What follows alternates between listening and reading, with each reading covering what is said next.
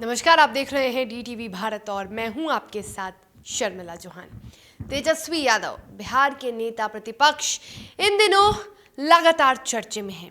चर्चे में इसलिए हैं क्योंकि वो उपचुनाव की तैयारियों में जुटे हुए हैं, प्रचार प्रसार कर रहे हैं। और चर्चे में इसलिए भी हैं क्योंकि प्रचार प्रसार के दौरान अक्सर वो अनोखे अंदाज में नजर भी आते हैं।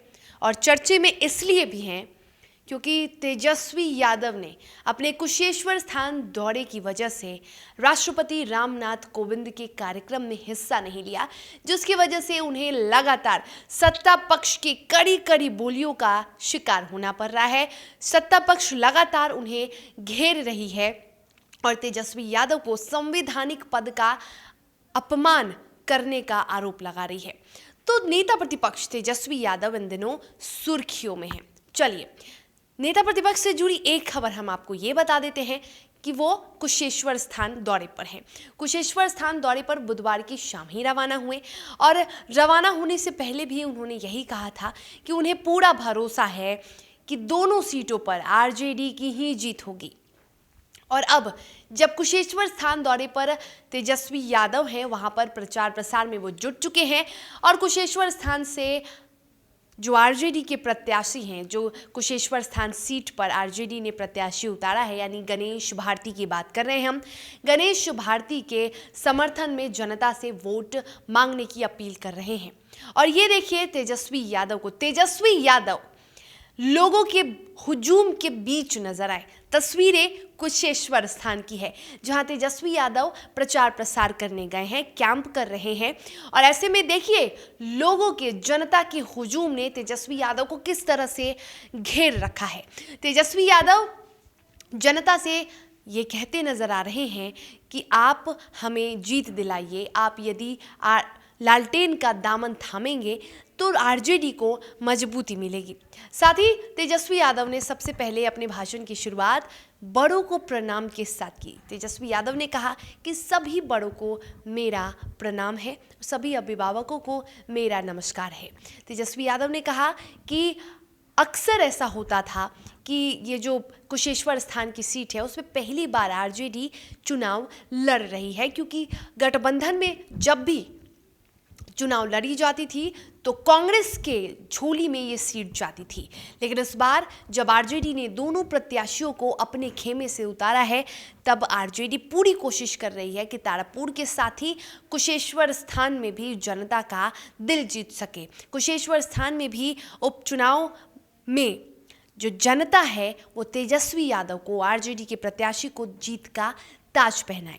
और ऐसे में तेजस्वी यादव कोई कमी नहीं छोड़ रहे हैं प्रचार प्रसार में। तेजस्वी यादव इन दिनों बेहद व्यस्त चल रहे हैं और यही वजह है कि तेजस्वी यादव इतनी ज़्यादा लीन है प्रचार प्रसार करने में कि उन्होंने विधानसभा भवन के शताब्दी समारोह में भी शिरकत करना ज़रूरी नहीं समझा। चलिए ज़रा तेजस्वी यादव के इस अंदाज को देखिए, तेजस्वी यादव के बयान को सुनिए। और गरीब है, गरीब का बेटा स्थानीय है, मुसहर समाज से आते हैं और मुझे पूरा विश्वास है कि यहाँ की जनता इस बार लालटेन पर विश्वास करेगी, लालू जी के हाथ को मजबूत करने का काम करेगी।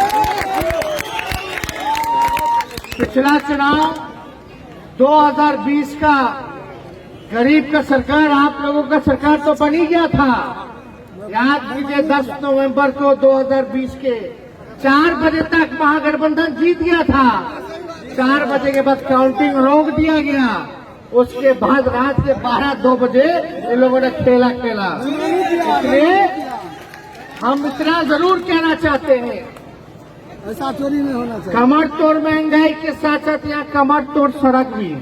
तो लगातार राजनीतिक दलों में सरगर्मियां तेज हैं। तमाम युवा नेता अब उतर चुके हैं मैदान में, प्रचार प्रसार करने वाले हैं। कुछ दिनों में कन्हैया कुमार आने वाले हैं। कन्हैया कुमार को लेकर भी खबरें सामने आ रही हैं कि 22 तारीख को वो आ रहे हैं बिहार, और बिहार आते ही वो प्रचार प्रसार में जुट जाएंगे। 23 से उनका प्रचार प्रसार शुरू हो जाएगा और कन्हैया को साथ मिलेगा 2 और युवा नेता, जिग्नेश मेवानी और हार्दिक पटेल का। तो ये 3 कांग्रेस के युवा नेता किस तरह से जनता में जोश भरते हैं वो देखते हैं। और दूसरी तरफ है लोजपा रामविलास के राष्ट्रीय अध्यक्ष चिराग पासवान, जो खुद दमखम लगा चुके हैं, जो ताकत झोंकने में पीछे नजर नहीं आ रहे हैं। ऐसे में हमने देखा था पिछले दिनों चिराग पासवान कुशेश्वर स्थान में थे, वहां भींगते हुए बारिश में, खराब मौसम में भी चिराग पासवान लगातार डटे रहे, जनता से मिलते रहे और अपने कैंप को जारी रखा, चुनाव प्रसार को जारी रखा।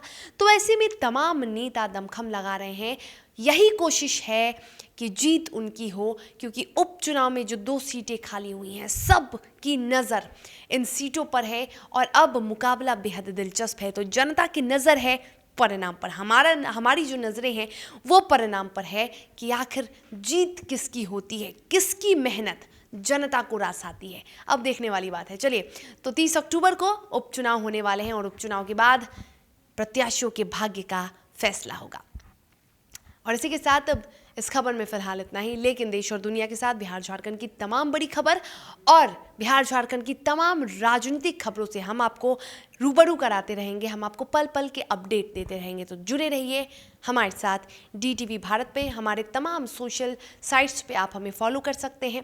DTV भारत के फेसबुक पेज पे आप हमसे जुड़ सकते हैं और पल पल की अपडेट, पल पल की खबरें आप वहाँ से ले सकते हैं। हमें यूट्यूब पे आप फॉलो कर सकते हैं, यूट्यूब पे आप हमें सब्सक्राइब कर सकते हैं और पल पल की अपडेट्स आप ले सकते हैं। इसी तरह सिटी मौर्या के चैनल नंबर 230 पर आप देख सकते हैं DTV भारत, सिर्फ आपके लिए। नमस्कार।